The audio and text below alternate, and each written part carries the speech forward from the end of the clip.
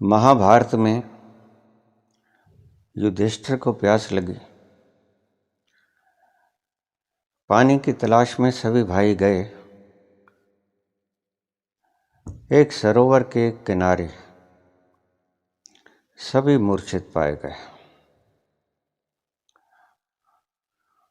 बाट जोह के जब युधिष्ठिर वहां पहुंचा तो देखता है कि उसके चारों भाई मूर्छित पड़े हैं सरोवर के किनारे पे। वहां यक्ष ने प्रश्न पूछे, युधिष्ठिर ने जवाब दिया। उनमें से एक प्रश्न था कि मनुष्य सबसे बड़ी मूर्खता क्या करता है। मनुष्य के जीवन में सबसे बड़ी मूर्खता क्या है। युधिष्ठिर ने जवाब दे दिया कि मनुष्य जानता है कि मैं सदा के लिए नहीं हूं, मैंने मरना है, लेकिन फिर भी मानता नहीं है कि मैंने मरना है। अगर आपसे पूछा जाए कि आपको सबसे आश्चर्यजनक क्या लगता है इस सृष्टि में, तो आप क्या जवाब दोगे। प्रश्न।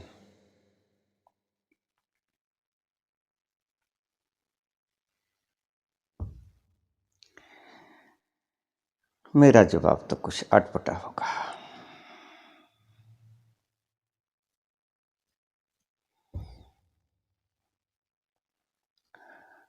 मनुष्य आस्तिक क्यों है और मनुष्य नास्तिक क्यों है, बस सबसे आश्चर्यजनक सवाल मेरे लिए यही है। जिसने जाना नहीं मंदिरों मस्जिदों में मिलेगा।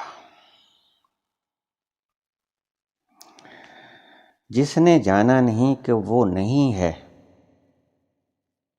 जिसने सर्च नहीं किया, अन्वेषण नहीं की, खोज नहीं की,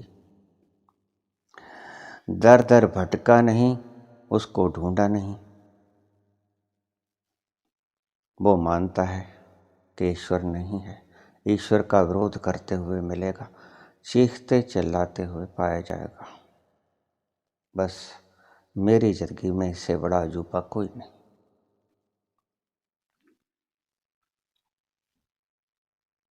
देखो मंदिरों में एक एक व्यक्ति से पूछो, कहाँ जा रहे हो। भगवान के दर्शन करने जा रहे हो। देखा है कभी। सभी कहेंगे देखा है। क्या देखा है। कोई चमत्कार बता देंगे। ईश्वर के बारे में कुछ नहीं बताएंगे, चमत्कारों के बारे में बताएंगे।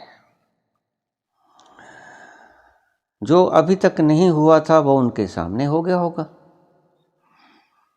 और वो चमत्कार जो जन्म से बच्चा सदा से देखता आया है, बच्चे में यही तो आश्चर्य होता है। देखना बच्चे को कितने आश्चर्यचकित दृष्टि से देखता है सारे संसार की बनावट को। है ये क्या है, ये क्या है। इसीलिए बच्चा बार बार पूछता है, ये क्या है, ये क्या है। बड़ा आश्चर्य है उसके लिए वो चमत्कार है। लेकिन जैसे थोड़ा सा बूढ़ा हो जाता है तो उसके चमत्कारों के कारण बदल जाया करते हैं। फिर ऊपर से कोई चीज़ गिरेगी, तुमने शराब की बोतल मंगा ली और किसी ने मंगा दी, वो आपके लिए चमत्कार है। बड़ा तरबूज किसी ने मंगा दिया, वो आपके लिए चमत्कार है। आपके हाथ की चीज किसी ने गायब कर दी, आपके लिए चमत्कार है। मापदंड बदल जाएंगे चमत्कारों के। पूछो भक्तों से, कहेंगे ईश्वर के दर्शन करने चले। और पूछो मार्कस से, पूछो पेरियार से, मैं पेरियार की जीवनी पढ़ रहा था। मैंने कहा अच्छा ही व्यक्ति होगा समझदार, और देखा तो उससे बड़ा मूर्ख कोई नहीं। जब मैंने उसके सवालों को देखा, मैं बड़ा हैरान हुआ कि ये सवाल कोई समझदार व्यक्ति कर सकता है।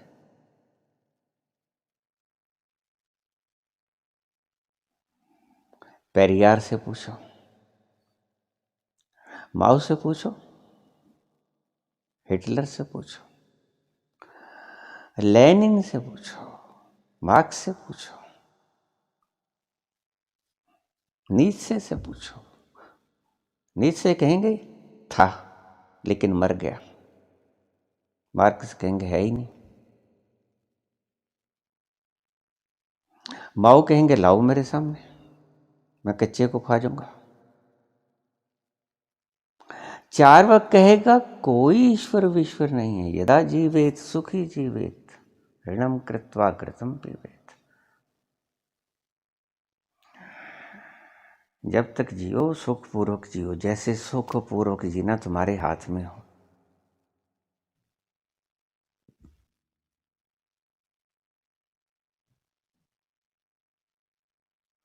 पूछो नास्तिकों से, खोजा? आवश्यकता ही नहीं है। जब नीत्शे कहेगा कि मर गया तो खोजेंगे कहां? मार्क्स से पूछो, वो कहेगा अगर ईश्वर है, वो ही पेरियार वाले सवाल, तो फिर गरीबी क्यों है? तो उनसे कहो कि गरीबी तो इसीलिए है कि 5 भाइयों को एक बाप खजाना दे गया, जो बली था वो ज़्यादा ले गया, जो कमज़ोर था उसके पास कम रह गया, छीन लिया गया। ये कारण है, तुम हो कारण, तुम्हारा समाज है कारण। ईश्वर को बीच में क्यों घसीटते हो? ईश्वर ने इतना कुछ दे दिया, प्राणवायु दे दी, खाद्यान्न सामग्री दे दी, पानी दे दिया, धरती दे दी, आसमान दे दिया, सूरज दे दिया, चंद्रमा दे दिया, तारे, ग्रह, नक्षत्र, इतना कुछ दे दिया। तो ईश्वर नहीं है। और अगर बांट के नहीं दिया तो ये तुम्हारी संपत्ति छीन ली गई है। ईश्वर के ऊपर दोष मत करो। ईश्वर ने सबको बराबर दिया है। मैं बहुत बार बोल चुका हूं। अपनी समझ से, अपनी आपको मूर्ख बना के कुछ लोगों ने इकट्ठे होकर साजिश रच के अपने ही भाइयों को गरीब बना दिया है, उनसे लूट के। पेरियार से पूछो, ऐसे ही सवाल मिलेंगे। मैंने उनके सवाल पढ़े और फाड़ दिए। ये सवाल पूछे, ये नास्तिक के सवाल है। नास्तिक सवाल पूछे, कलेजे में उतर जाएगा जब नास्तिक सवाल पूछेगा। नास्तिक सही होना चाहिए, लेकिन नास्तिक है कहाँ? खोजा नहीं, बस मान लिया। यही सबसे बड़ा अजूबा है मेरे लिए। यक्ष के लिए ये अजूबा रहा होगा कि हर एक व्यक्ति जानता है कि मृत्यु वानी है, लेकिन फिर भी ये समझता है कि मैं नहीं मरूंगा। युधिष्ठिर के लिए ये आश्चर्य रहा होगा, मेरे लिए आश्चर्य नहीं है। मैं तो देखता ही हूं कितने मेरे प्रेमी चले गए, मेरे देखते देखते अपने हाथों से विदा कराया। मैं भ्रम में रहने को नहीं हूं। मैं अच्छी तरह से बखूबी जानता हूं, एक दिन जाऊंगा, अवश्य जाऊंगा, कोई ताकत ना रोक सकेगी। मुझे नहीं है आश्चर्य, मैं क्यों मानूं? मैं जानता हूं आएगी, निश्चित आएगी। निश्चित ही ये मशीनरी थमेगी, निश्चय ही ये हार्ट बीट रुकेगी, निश्चित ही ये श्वास रुकेगा। मरूंगा, बिल्कुल मरूंगा। मुझे तो आश्चर्य नहीं है। मुझे तो आश्चर्य आपके जीवन पे है कि आप मंदिर क्यों जा रहे हो? पता है कि ईश्वर है। आप ईश्वर को क्यों निंदित कर रहे हो? पता है कि वो नहीं है। इन मूर्खताओं को देख देख कर मैं हैरान हुआ करता हूं। आदमी मानहानि की कीमत 500 करोड़ रुपया डाल लेता है, कीमत उसकी 6 रुपये 10 आने।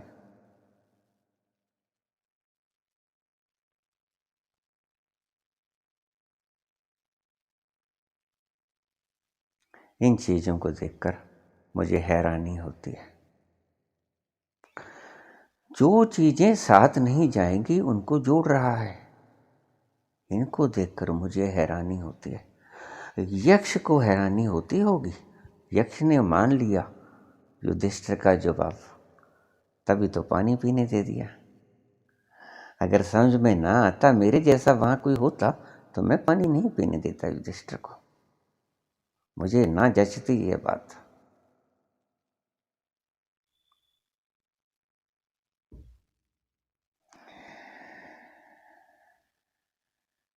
मेरे लिए यही हैरानी की बात है कि तुमने ईश्वर को देखा नहीं, तुम अटल खड़काए जाते हो, दंडवत प्रणाम हुए जाते हो। उसको दंडवत प्रणाम नहीं करते जो आपको भोजन देता है। वो तो सड़कों पे सड़े जाए चलेगा,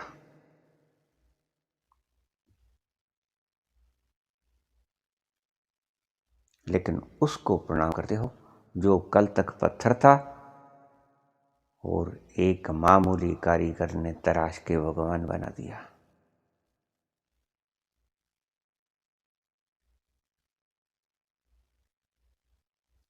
पेरियार के सवाल, ना समझी के सवाल।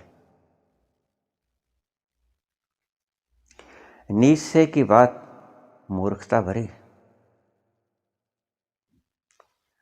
नीचे मरा पागल खाने में, ऐसा व्यक्ति पागल खाने में ही मरेगा, क्योंकि ये इम्बैलेंसड की निशानी है, साइन ऑफ इम्बैलेंस। ये संतुलित नहीं है, असंतुलन है इसके भीतर। हिल गया है इसका दिमाग। नहीं, ऐसे ऐसे सवाल क्यों करता, खोजता। सवाल उठता है मन में, सभी के उठता है। इसलिए बच्चे पूछते हैं ये क्या है, ये क्या है। एक कां को देख के कहता है पापा ये क्या है। चिड़िया को देख के कहता है, तोते को देख के कहता है, उसको पकड़ना चाहता है, सांप को पकड़ना चाहता है, पता नहीं है उसे, उसके लिए अजूबा है। ये कैसे बिना पैरों के चलता है, ये कैसे चोंच के साथ खा लेती है चिड़िया। ये सवाल है हैरानी करने वाले। सृष्टि में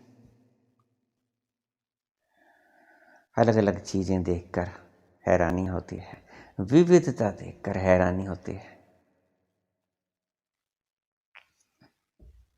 आश्चर्य की बात यह है, पूछो इनसे जो रात रात भर ढोल खड़काते हैं, ऊंचे ऊंचे चीखते चलाते हैं, माँ माँ करते हैं। अरे कहाँ गई माँ भाई, माँ कहीं नहीं गई है। इतना ऊंचे मत चिल्लाओ, आवश्यकता नहीं है। और फिर आधुनिक साधनों का उपयोग करते हो कि शायद हमारी आवाज नहीं सुनी होगी।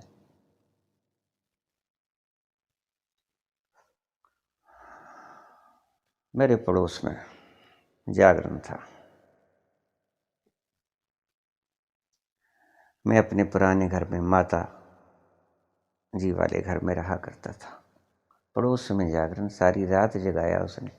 मैंने सुबह मालिक से पूछा कि भाई तुम रात्रि को जो इतने ऊंचे ऊंचे बोल रहे थे काहे को। कहते माता को सुनाने के लिए। मैं कहा वो तो मुझे सुन रहा था। माता को सुनाने के लिए ये लाउड स्पीकर लगाया था कि मुझको जगाने के लिए। कहता हाँ दोनों काम हो गए, पुण्य हो गया, आपको प्रभु के गीत सुना दिए। मैंने कहा प्रभु के गीत कहाँ थे, ये प्रभु के गीत थे। धुन तो थी तू चीज बड़ी है मस्त मस्त, चोली के पीछे क्या है, यही थी ना धुन। कहता है तो फिर मुझे काहे जगाए, सो लेने देते आराम से। और माता ये धुन सुनती होगी तो लज्जित न होती होगी।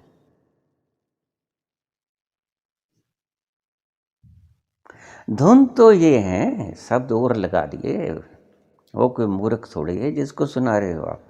अरे मुझे तक समझाता है तो वो तो आपकी माँ है।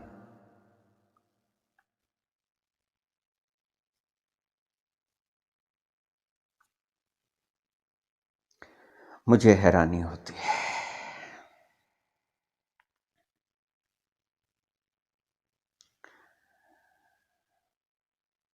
गलतियां खुद करता है, दोष भगवान पे देता है।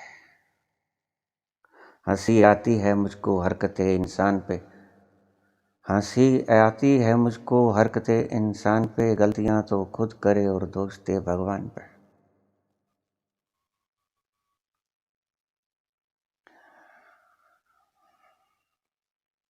बस एक बात कह दो किसी को कि फला व्यक्ति पहुंच गया है, कतारें लग जाएंगे। किसी को नहीं पता ये पहुंचना क्या होता है।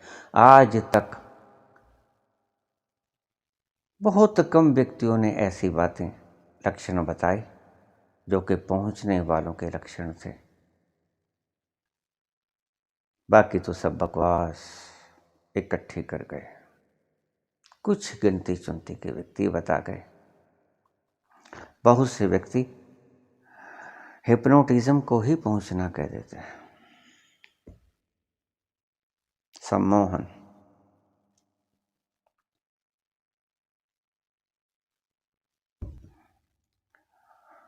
और किसी से सुन लिया कि वो पहुंच गया। क्यों पहुंच गया उसने? मैं जाके बैठा, मेरे मन की बात बता दी।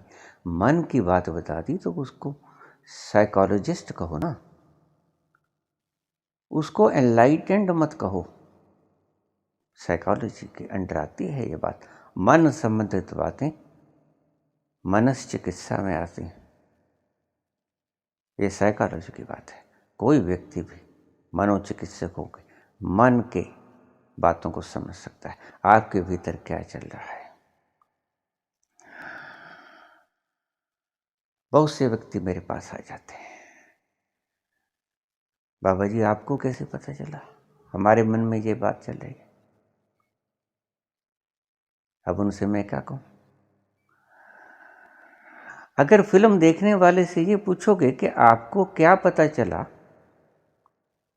कि फिल्म में कौन गलत, कौन नायक, कौन खलनायक, तो ये कोई पूछने जैसी बात है। जो फिल्म देख रहा है स्क्रीन पर सामने, और उससे पूछो कि इनमें नायक कौन और खलनायक कौन, और किसने पिटा और कौन पिटा, उससे पूछने जैसी बात है। उसकी आंखों के सामने तो चल रही है, वो देख तो रहा है। तुम्हारी स्क्रीन पर चलती हुई फिल्म को उससे पूछे जा रहे हो। तुम भी देख रहे हो, वो भी देख रहा है, बराबर दोनों देख रहे हैं, क्योंकि दो है ही नहीं, वो एक ही है। तुम समझते हो कि तुम देख रहे हो, लेकिन वो भी देख रहा है, क्योंकि भीतर से तुम एक हो, तुम दो हो ही नहीं। इसलिए जो तुम देख रहे हो वो ही वो देख रहे हैं। बस अपने ध्यान की दिशा को मोड़ने की जरूरत है। जिधर चाहो देख लो। इसलिए इस गलती में मत रहना कि हम बाबा जी से कुछ छुपा जाएंगे। छुपाओ, ऐसी ऐसी बातें छुपाने का क्या फायदा? इस गंदगी को छुपाओगे तो बाबा जी भी सुनना नहीं चाहेंगे। ये चाहेंगे कि तुम छुपा ही लो इसको, तुम अच्छा रहेगा। मैं भी इनको देखना ठीक नहीं समझता।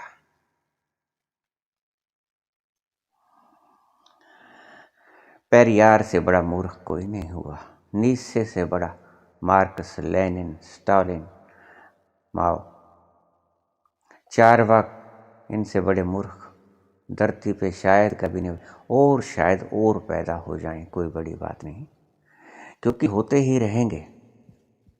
जिसने नहीं देखा और ये मान लिया कि वो नहीं है, जिसने नहीं खोजा और ये मान लिया कि वो नहीं है, वो ऐसी हरकतें करेगा ही करेगा। और जिसने नहीं देखा और मान लिया कि वो है, और मंदिर में जाके नतमस्तक हो जाएगा, दंडवत प्रणाम करेगा, भोग लगाएगा मूर्ति को, मूर्ति के अगर चादर कर देगा कि कोई देख ना ले, बिना देखे मान लेना मूर्खता है। इससे बड़ी मूर्खता और क्या हो सकती है। मान लिया। अगर तुम प्यासे हो, तुम्हारा कंठ खुश्क है, पानी पानी पानी पानी कहने से, ये पानी पी लिया, पानी पी लिया, पानी पी लिया सोचने से, दोहराने से प्यास मिट जाएगी।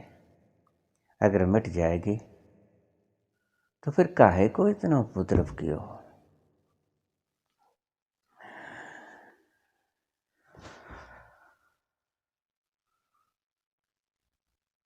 अभी पिछले दिनों कोई ब्रह्म कुमारी गिर गई थी, बड़ी पीड़ा हो रही थी।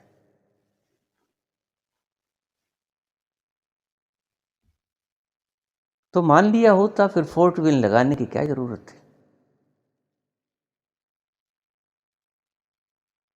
ब्रह्म कुमारी आश्रम की एक दीदी गिर गई थी, ऑपरेशन करना पड़ा, बहुत दर्द हुआ, दर्द के इंजेक्शन लगाए गए। तो फिर मान ही लिया होता कि दर्द नहीं हो रहा है।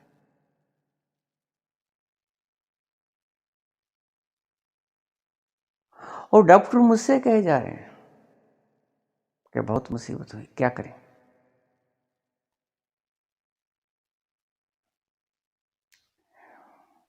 मैं किसी और स्थान की बात कर रहा हूं, यहां की नहीं। घबराइए मत, किसी का पर्दा उघाड़ने को नहीं।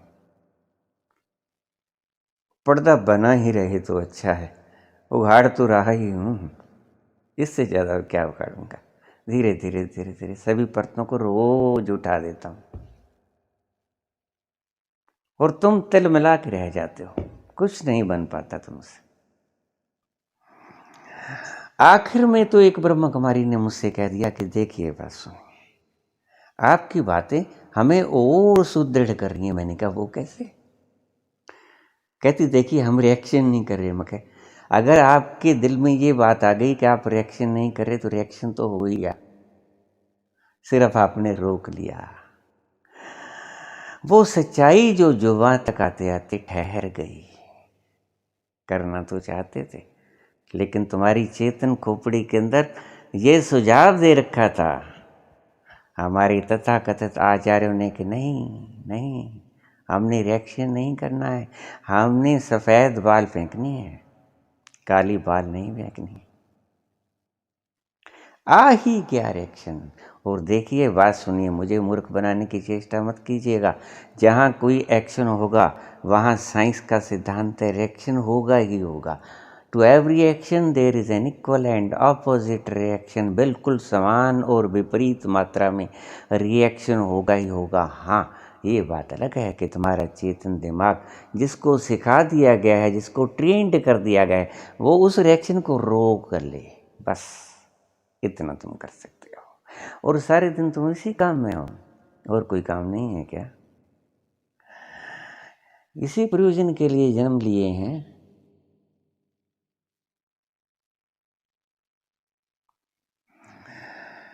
इसलिए सभी धर्मों का यहाँ आने का प्रयोजन अलग अलग हो गया है। कोई कहता है मुक्ति चाहिए, कोई कहता है मन को वश में करना है, कोई कहता है इस बंधन को तोड़ना है, कोई कहते हैं आनंद चाहिए, कोई कहता नहीं आनंद नहीं, बस शांति है। इसीलिए लक्ष्य बदल गए हैं, जबकि लक्ष्य तो एक ही है। पूछा आपने कि आपसे अगर पूछा जाए कि आपको हैरान करने वाली आज कौन सी बात, बस यही बात है। जिधर देखता हूँ मुझे उधर यही पागलपन दिखाई पड़ता है। मैं कहीं चला जाऊं,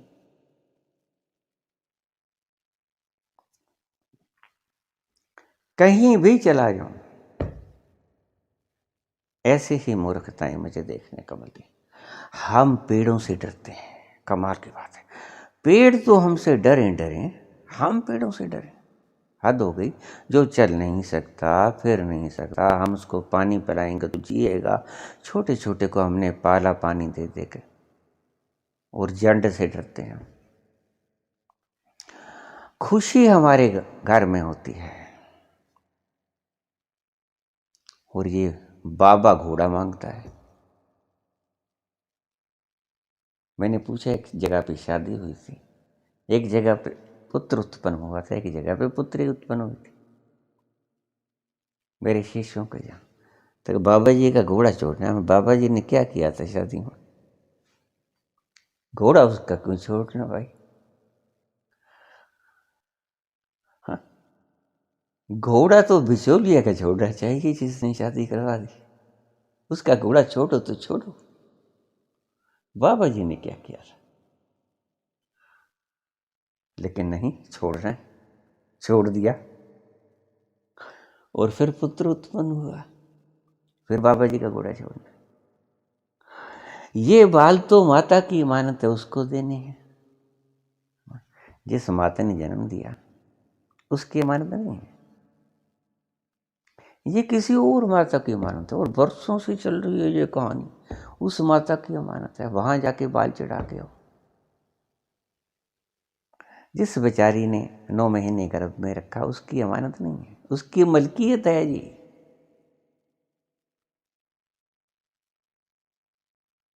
और फिर वो बेटे ने जन्म लिया तो बाबा जी का घोड़ा छोड़ना।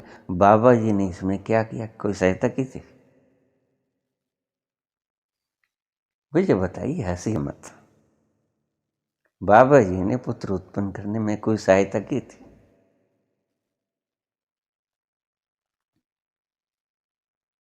मेरे पास एक व्यक्ति आ गया, कहते मेरी लड़कियां हैं 6-7, शादी करनी है, कोई नंबर शंबर बता दीजिए, कोई सहायता कर दीजिए।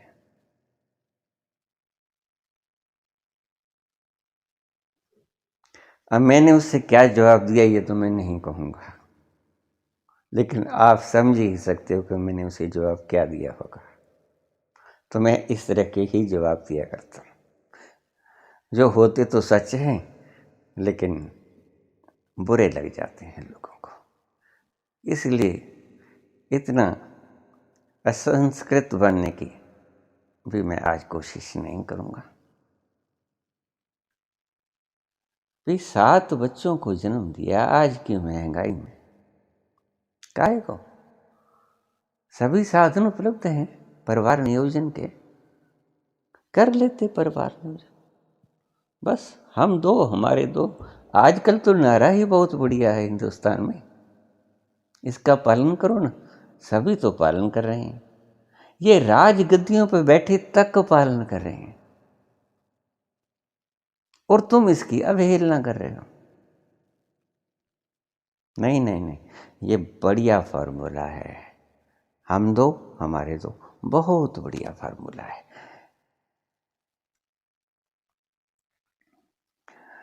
और कानून बना देना चाहिए इस पर, लेकिन पता नहीं क्यों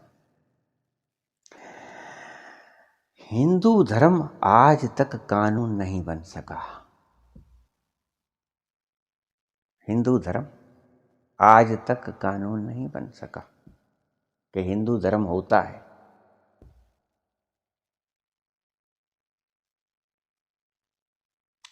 हम हिंदू धर्म का हिंदू राष्ट्र बनाने को तत्पर हैं, और ये हमने कानून के भीतर लिखा ही नहीं। 56 कंट्रीज ऐसी हैं जो मुस्लिम कंट्रीज हैं।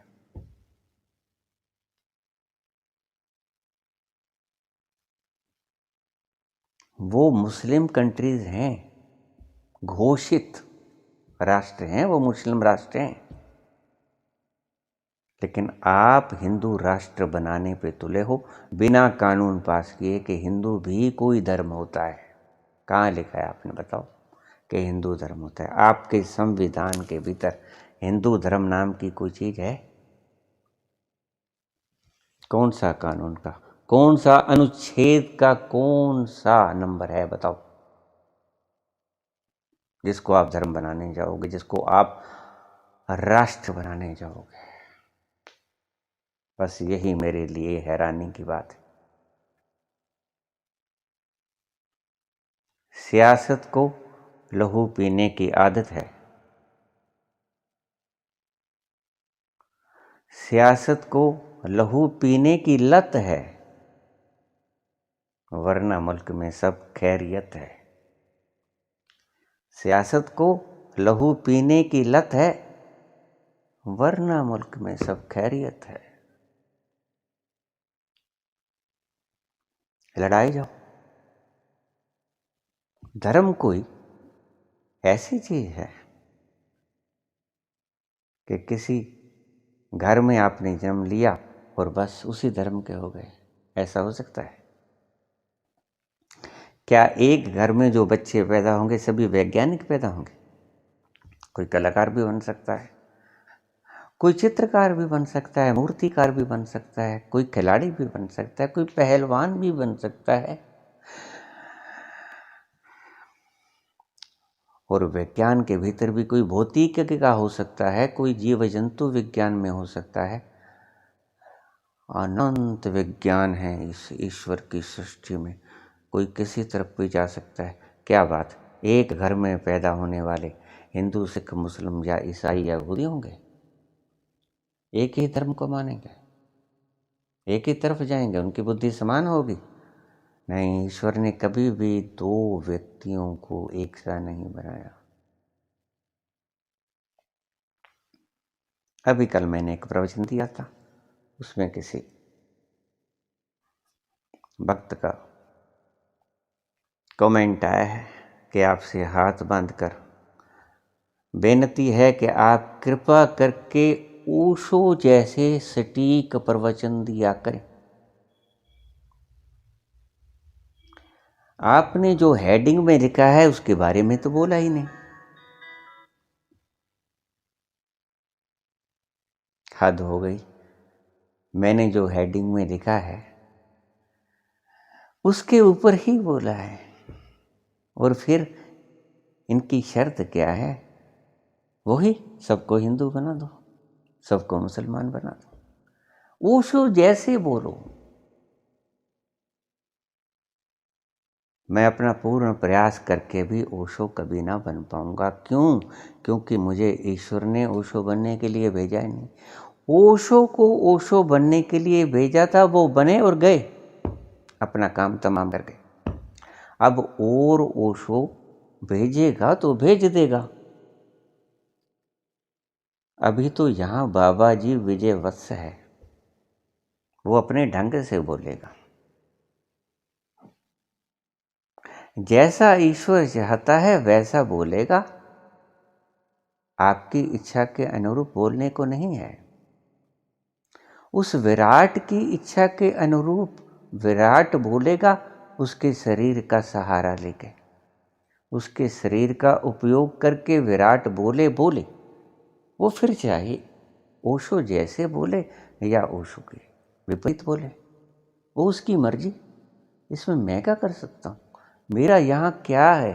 तुम रोज आरती में गाते हो, मेरा मुझ में कुछ नहीं, जो कुछ है सो तोर, तेरा तुझको सौंपते, क्या लागत है मोर। मैं एक जगह बैठा सुन रहा था, जब आरती गाई मैंने कहा ठहरो, रख जाओ माल यहाँ पे जेबों में। कहते क्यों? मैं इसके ये इसकी आरती कर रहे हो? कहते ये तो कहने की बातें थी। तुम्हारी सभी बातें कहने की होती हैं। इसी बात से मुझे आश्चर्य होता है। ये मेरे लिए सबसे बड़ी हैरानीजनक बातें हैं। मुझे सबसे ज़्यादा हैरान करने वाली जो बातें हैं वो मैं गिना रहा हूँ आपको। तेरा तुझको सौंपते, क्या लागत है मोर। अरे भाई, सब कुछ लगता है तुम्हारा। जो जेब से निकाल के रखोगे प्रभु के चरणों में वो तुम्हारा होगा, तभी तो रखोगे। एक भक्त मन्नत कर रहा था बैठा भगवान की, हनुमान जी की। हनुमान जी थोड़ा जल्दी मान जाते हैं, भोले देवता हैं। शंकर जी, हनुमान जी, ये जल्दी मान जाते हैं। कि प्रभु मेरा ये काम करा दो, मैं सवा मणि तुम्हारी सवा मणि बना के बांटूंगा। मैंने कहा कहाँ से लेके आओगे सवा मणि? कहता मैं सवा मणि बना दूंगा, मेरे पास पैसे। पैसा किसने दिया? ऐसा पैसा उसको चुप हो गया कि ये हनुमान जी का नहीं है, हनुमान जी का पैसा हनुमान जी को सवा मणि चढ़ाने में लगाओगे तो तुम्हारा क्या हुआ? तुम बीच में क्यों फंस रहे हो? अपने आप को क्यों फंसा रहे हो? सीधा सीधा कह दो। सीधा सीधा अरदास नहीं कर सकते क्या? अवश्य ही टेबल के नीचे से रिश्वत देना जानते हो बस, और फिर पकड़े जाते हो रंगे हाथों। सीधा सीधा अपील नहीं हो सकती, सीधा सीधा अरदास नहीं कर सकते कि बाबा मैं दुखी हूँ, मेरा ये काम करा दो। नहीं कह सकते। अवश्य ही लालच देना है कि मैं सवा मनी आपकी कर दूंगा। वहां तक बात नहीं बनती क्या? अपनी व्यथा रोने को कहते हैं आरती। सुनिए मेरी बात को। जब हम आरती करते हैं बाद में, आरती का शब्द होता है आर्त स्वर में गाए हुए शब्द। आरती आर्त यानी दुखी हृदय की करुण अवस्था से पुकारी गई वो पुकार से निकले हुए शब्द आरती कहलाते हैं। आखिर में कि हमने ये क्यों किया है, इतना आयोजन, हमने ये क्यों पाठ रखवाया, हमने ये क्यों जाप किया, हमने क्यों हवन किया, क्यों यज्ञ किया, क्यों श्री रामचरितमानस का हमने पाठ रखवाया,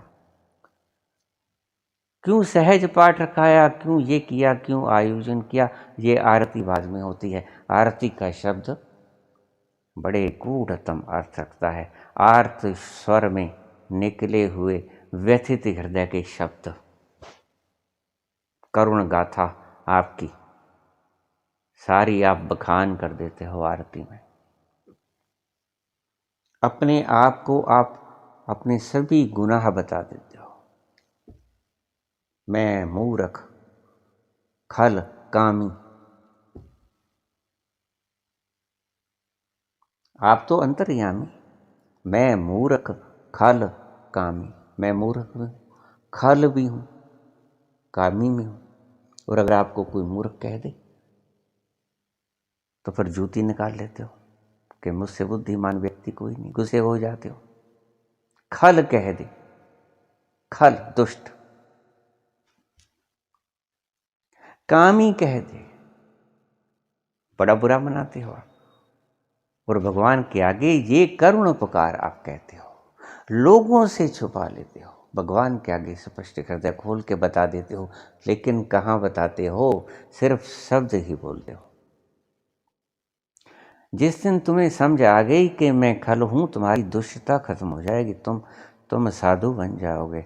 समझ ही तो नहीं आती, सिर्फ जुबान से शब्द शब्द बोलते हो, हृदय से पुकार नहीं उठती कि मैं खल हूँ। जिस दिन हृदय से तुम्हारा हृदय पश्चाताप की अग्नि में जल के कहेगा कि मैं दुष्ट हूँ, उस दिन तुम साधुता के मार्ग पे अग्रसर हो जाओगे। चलना। आरती रोज करते हो। इसी बात से मैं हैरान हूं।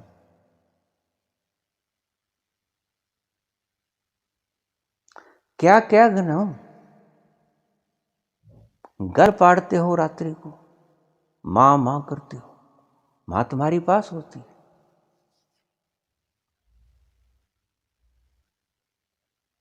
क्या दिखाना चाहते हो तुम?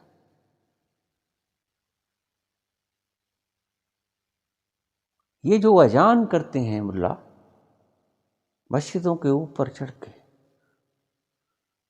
जा चढ़ मुल्ला बांग देख क्या बहरा हुआ खुदा है, इनको तो तुम रोज कहते हो। और खुद लाउड स्पीकर लाके सारी सारी रात जगाते हो।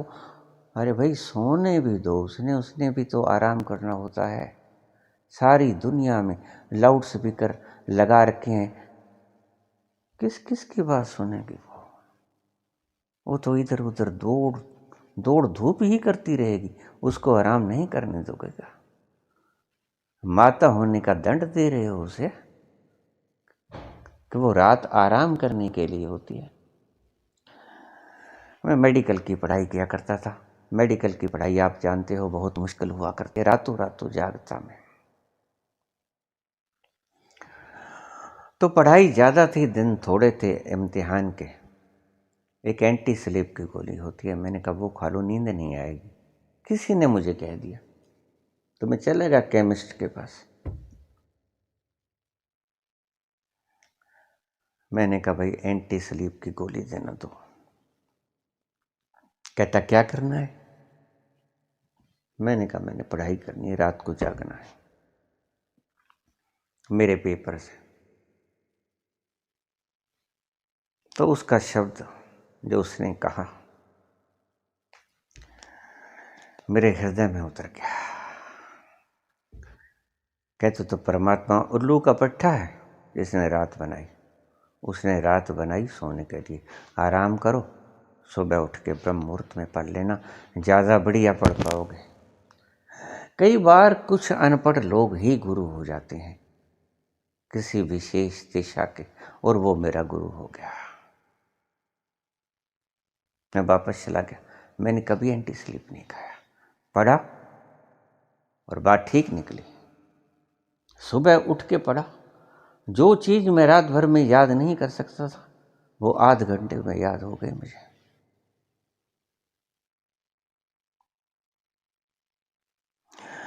ब्रह्म मुहूर्त का यही प्रयोजन था। ब्रह्म मुहूर्त उन लोगों के लिए थे जो पढ़ाई करते थे, साधना करते थे, ईश्वर का नाम स्मरण करते थे। उनका अर्थ कुछ और था, बिगाड़ तिगाड़ के कुछ और बना लिया गया। आजकल तो 3:40 पर ब्रह्म मुहूर्त हुआ करता है। मेरे पास एक व्यक्ति आके कहते बाबा जी मैं तो ब्रह्म मुहूर्त में नहीं उठ सकता हूँ, तो मुझे कोई थोड़ा सा लेट उठता हूँ, मैं किसी और समय के ऊपर साधना कर सकता हूँ।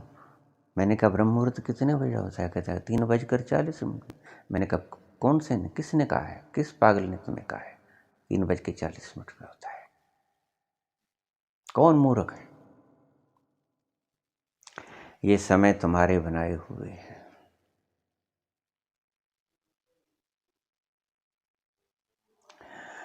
मुझे एक बात बताइए, कोई व्यक्ति कोमा में चला जाए, 2 4 6 महीने कोमा में रहे, उठे, क्या सूरज को देख के बता पाएगा कि आज कौन सा वार है? नहीं बता पाएगा।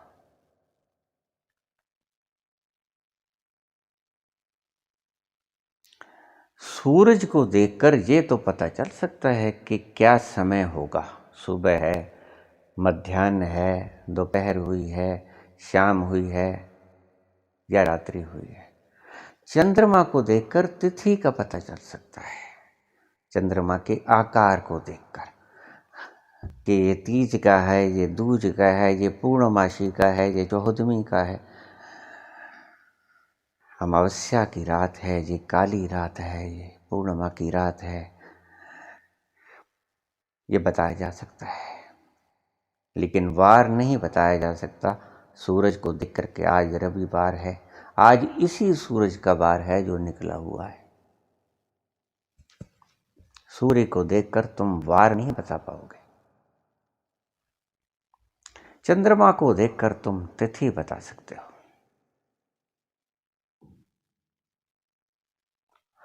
हमारे ऋषि बड़े वैज्ञानिक व्यवस्था से चला करते थे। उन्होंने कभी भी तरीकों का इस्तेमाल नहीं किया, 1 2 3 4 5 ये नहीं किया, जून जुलाई नहीं किया। वो महीने देख के बता देते थे कि लगता है ये बारिश सावन भादों, ये गर्मी, ये जेठ आड़, ये बसंत है, बता देते थे। जब घड़ी नहीं होती थी तो वो अंगूठों से, हाथों से बता दिया करते थे कि करीब 1 बज गया होगा दोपहर का, शाम हो गई है। वो छाया को देखकर बता देते थे कि छाया इतनी हो गई है, इतने बज गए होंगे, शाम हो गई, दोपहर हो गई। ये उनकी घड़ियां थी।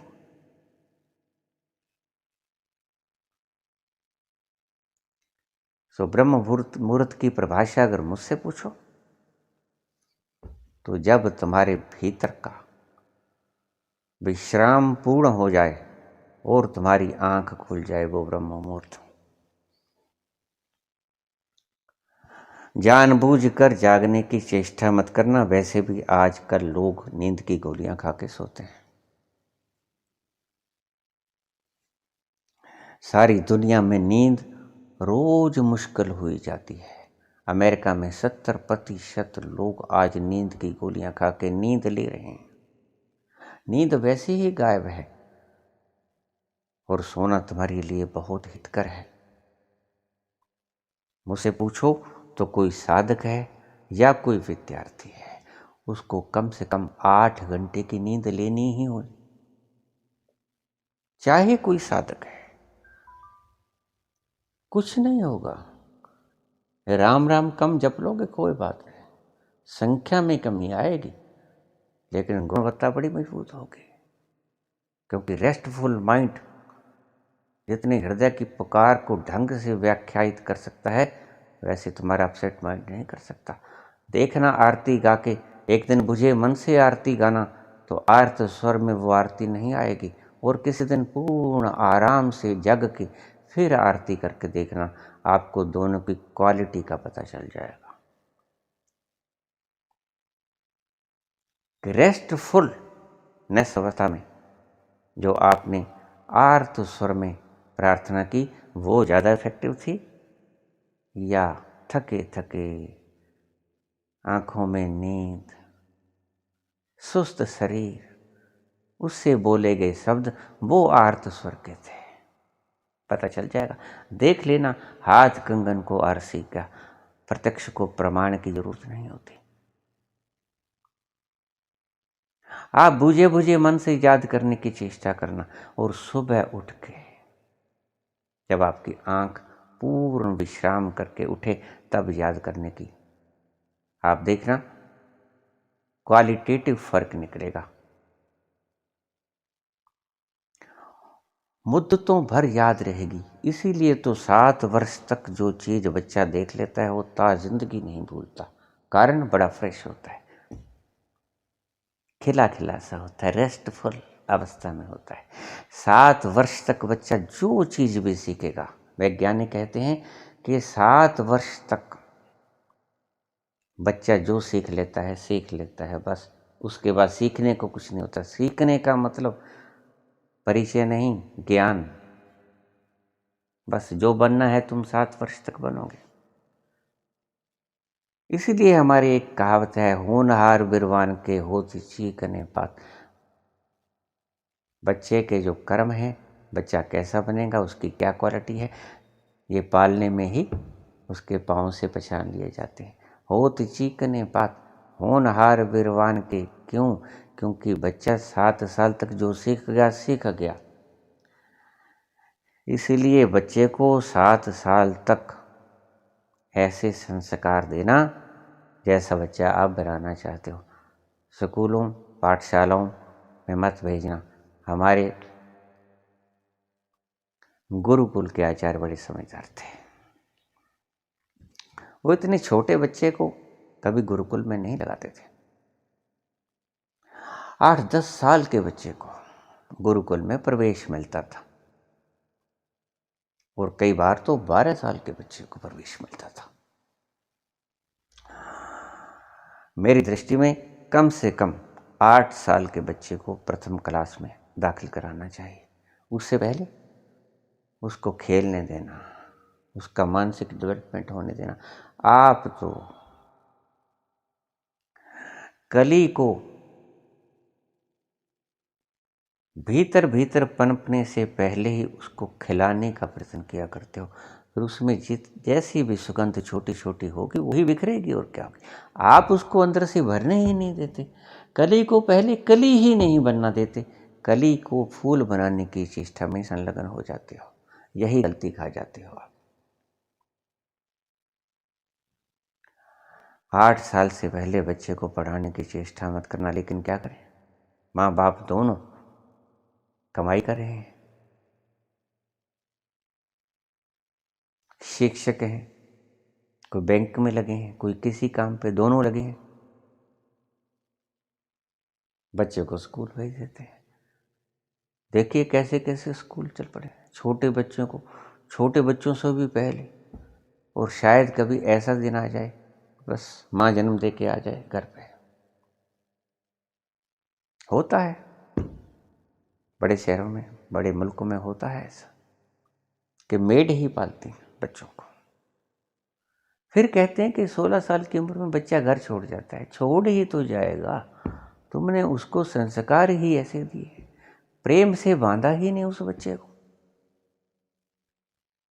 प्रेम दिया ही नहीं। मेड प्रेम थोड़ा ही दे पाएगी, ममता प्रेम दे पाएगी। ममता को आप काम पे ले जाते हो, वो बैंक में काम करती है ममता। ममता बच्चों में नहीं बढ़ती। ममता बैंकों में काम करती है, बच्चों को स्कूलों में पढ़ाती है। जो ज़रूरत बच्चे को थी वो शिक्षा में बांट देती है। उस बच्चे को ज़रूरत है उसके प्यार की, उसके स्नेह की, उसके सानिध्य की। लेकिन आप पीछा छुड़ाने के लिए, बच्चे से पीछा छुड़ाने के लिए, बच्चे से पीछा छुड़ाने के लिए, बात समझ लो, मंड देते हो स्कूलों को। वहाँ क्या खाक सीखेगा बच्चा?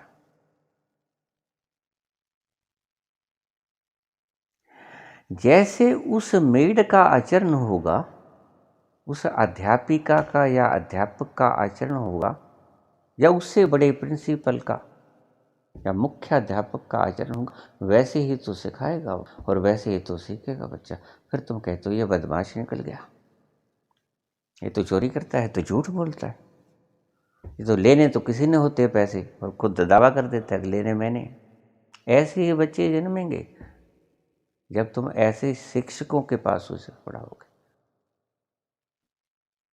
झूठ बोलेंगे, कफर तोलेंगे, बात बात में झूठ बोलेंगे, और ऐसे बच्चे प्रधानमंत्री बन जाया करते हैं। फिर तुम कहते हो कि हमारा प्रधानमंत्री दिन में 58 बार झूठ बोलता है, क्या करे?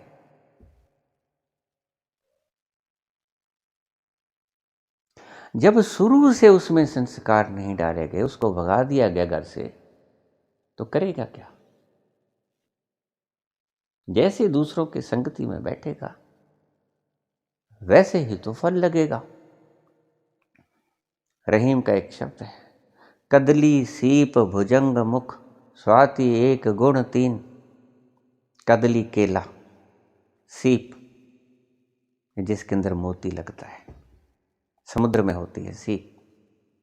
कदली सीप भुजंग मुख, भुजंग कहते हैं सर्प को, सांप को, सांप के मुंह में। कदली सीप भुजंग मुख स्वाति एक गुण तीन।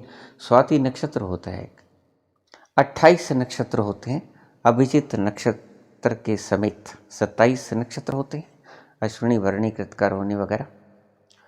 और 28वां एक सेपरेट नक्षत्र बना दिया गया था मकर राशि में अभिजित के नाम से। वैसे 27 नक्षत्र होते हैं, तो स्वाति उसमें एक नक्षत्र होता है।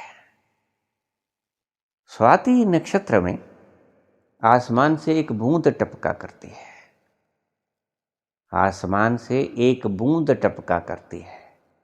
ध्यान से समझना बात को। स्वाति नक्षत्र में आसमान से एक बूंद टपका करती है। तो रहीम कहते हैं कि कदली अगर वो केले के वृक्ष में पड़ जाए तो केला बन जाती है। कदली सीप, सीप के मुख में पड़ जाए तो मोती बन जाती है। भुजंग मुख, भुजंग मुख अगर सांप के मुख में पड़ जाए तो वो विष बन जाती है। स्वाति एक गुण तीन, स्वाति एक होती है, बूंद एक होती है जो स्वाति नक्षत्र में गिरती है धरा पे। गुण तीन, तीन प्रकार के गुण आ जाते हैं। केले में पड़ी तो मीठा फल बन गया केला, सीप में पड़ी तो मोती बन गया, सांप के मुख में पड़ा तो जहर बन गया। कदली सीप भुजंग मुख स्वाति एक गुण तीन, जैसी संगत बैठिए तैसो ही फल दीन। तो तुम बच्चों को किस संगत में पढ़ाते हो बताओ? और फिर वृक्ष बताया करता है कि तुमने बीज क्या बोया था। बड़े होके तुम कह दो अरे ये तो नालायक निकल गया, ये तो झूठ बोलता है, ये तो ठगी मारता है, चोरी करता है, बदमाश हो गया है। शिक्षा कैसे दी थी?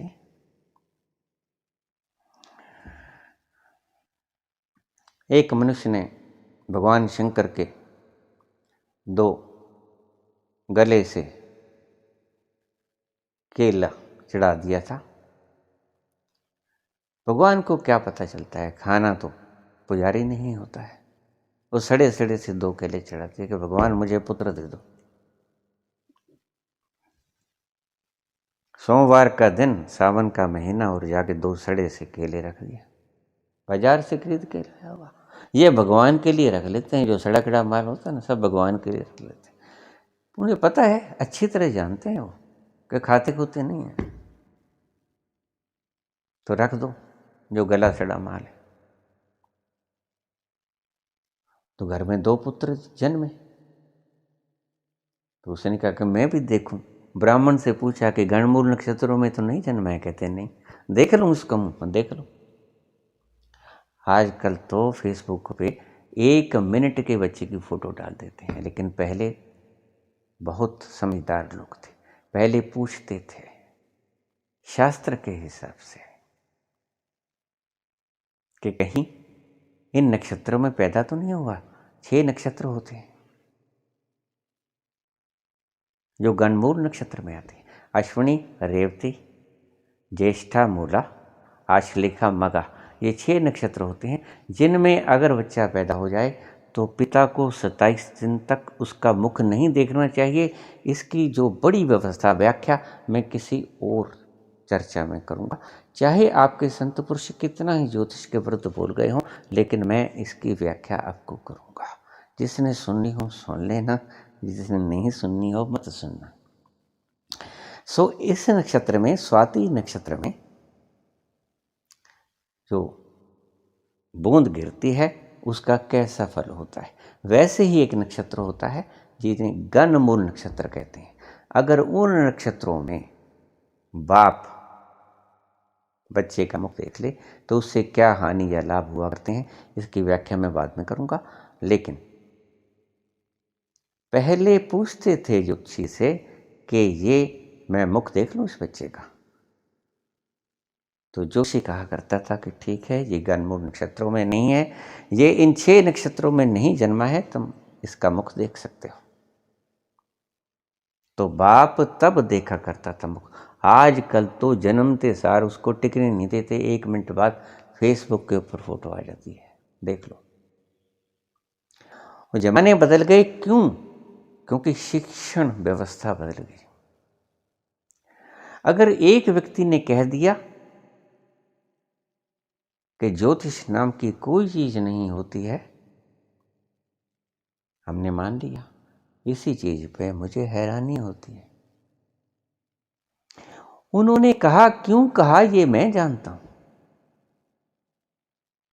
बाबा नानक ने कहा, स्वामी दयानंद ने कहा, क्यों कहा ये मैं अच्छी तरह से जानता हूं।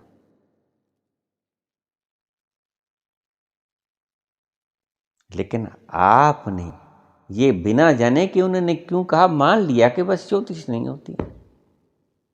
कृपया ज्योतिष की बात मेरे आगे मत कीजिए।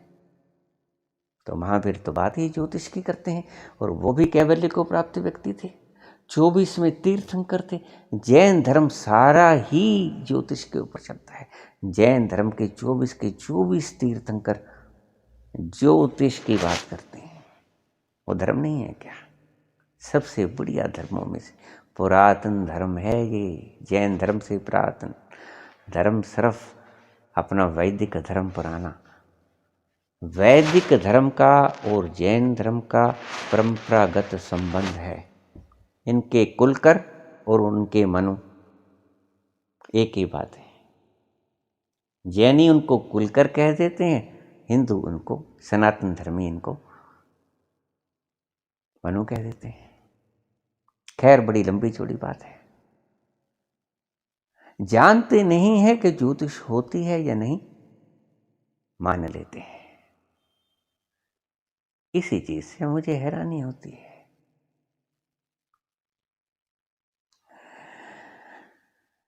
चीज़ें बनाई जाती हैं, लेकिन अगर उनका कहीं गलत फल निकल जाता है तो हम उस चीज़ को दोष देना शुरू कर देते हैं।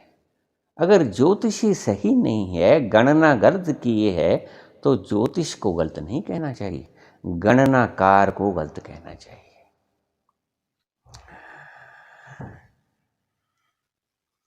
माइकल फैराड जिसने बिजली का आविष्कार किया, और एल्बर्ट माइकल फैराड ने बिजली का आविष्कार किया, और थॉमस एडिसन ने बिजली के बल्ब का आविष्कार किया। तो आज अगर बिजली, हम क्या क्या काम ले रहे हैं, शायद बिजली के बिना हम आज, हमारी जिंदगी नर्क बन जाएगी। बिजली के बिना हमारे 99% काम रुक जाएंगे।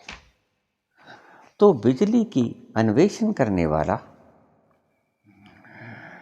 माइकल फैराडे जिसने बिजली की खोज की, अगर आज बिजली की नंगी तार कोई व्यक्ति छू देता है और वह व्यक्ति मर जाता है, तो इसमें माइकल फैराडे का क्या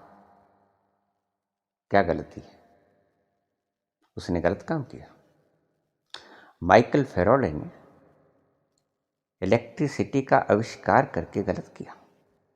अगर आज कोई व्यक्ति अपनी मूर्खता के कारण नंगी तार को छू लेता है और मर जाता है, तो इसमें गलती उसकी नहीं, ये गलती है ज्योतिष ना जानने वाले व्यक्तियों की। ज्योतिष का मूल उद्गम वो जानते ही नहीं। इसलिए जिन व्यक्तियों ने कहा कि ज्योतिष नहीं होती है, वो अपने ढंग से कहा, उसका कारण था। लेकिन तुम मत मानो इस बात को, बिना जाने मत मानो, और फिर खुद ही जोशियों के पास रोज बैठे होते हो।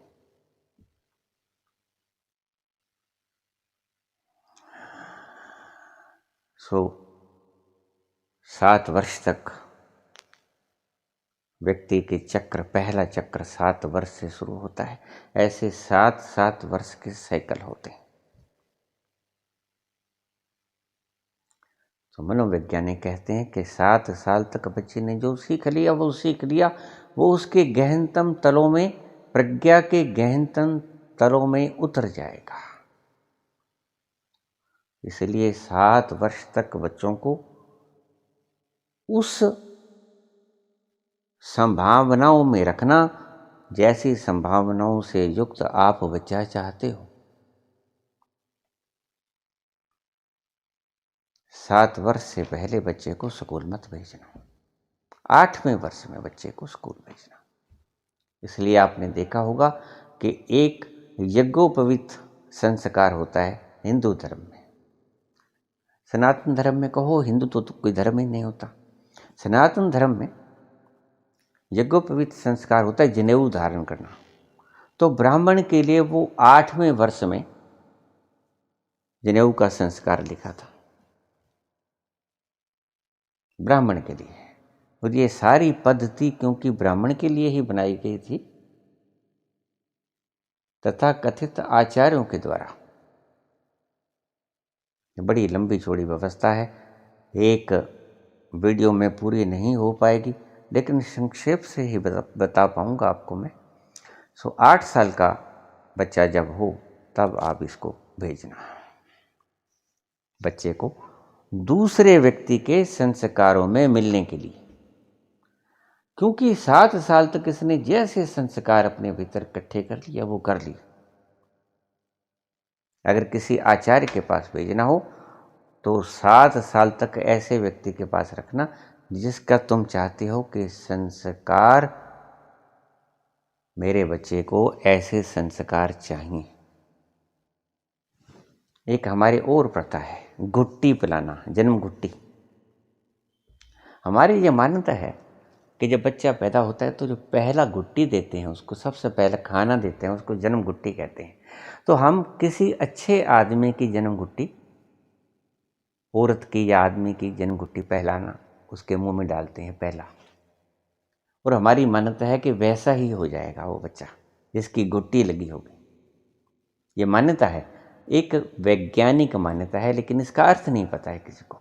उसका अर्थ ये है कि बच्चे का जो शरीर है वो इतना पारदर्शी होता है कि जो व्यक्ति उसके पास आएगा उसकी माता के सिवा उसके सारे शरीर की जो वाइब्रेशन है वो पूरी कैच कर लेगा, क्योंकि बच्चा बड़ा सेंसिटिव है।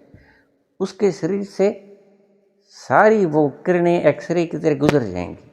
जो व्यक्ति उसको घुट्टी पिलाएगा सबसे पहले उसके संपर्क में आएगा,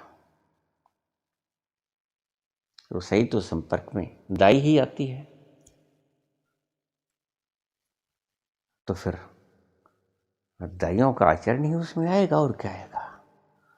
जो बच्चा पैदा करेगी डॉक्टर, वही तो उसके प्रभाव में आएगी सबसे पहले बच्चे के। तो उसके जैसे भी संस्कार होंगे वो बच्चा पी लेगा। आजकल घुट्टी वगैरह का रिवाज नहीं है, क्योंकि पहले घरों में ही बच्चे हुआ करते थे। तो आजकल तो हॉस्पिटल में बच्चे पैदा होते हैं, तो घुट्टी वगैरह का कोई नहीं। आजकल तो वो ही डॉक्टर होते हैं। घुट्टी की परंपरा खत्म हो गई है। बच्चे का शरीर इतना ज़्यादा रिसेप्टिव होता है और ग्रहण कर लेता है आपकी रेंज को, इसलिए बच्चे को माता के पास ही रखना चाहिए 7 वर्ष तक। लेकिन आज मजबूरी है, फिर आज क्या किया जाए। कम से कम हॉस्टल के भीतर तो मत भेजा जाए बच्चों को। माता और पिता ये दोनों जितने ज़्यादा करीब रह सकते हैं बच्चों के, उतने ज़्यादा उनके सानिध्य में उनसे संपर्क रखा जाए, क्योंकि माता अपना अमृतत्व, ममता का अमृतत्व बच्चे में परोसेगी, विकीर्ण करेगी, और बच्चा उसको एक्सेप्ट करेगा। माता के प्रेम के संस्कार बच्चे के भीतर आ जाएंगे।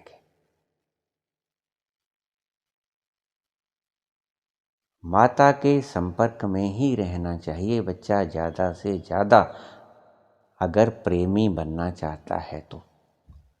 अगर दंगाबाज बनना चाहता है, हिंदू मुस्लिम करना है, तो माता के संपर्क में रहना जरूरी नहीं है। फिर कहीं भी बदमाश के पास रह जाए कोई बात नहीं, सब चलेगा।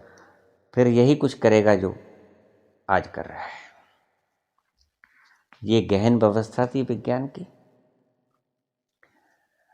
माँ का स्नेह मिलता था, इसीलिए बच्चा। कहाँ होते थे इतने पुत्र भी पहले, बताओ।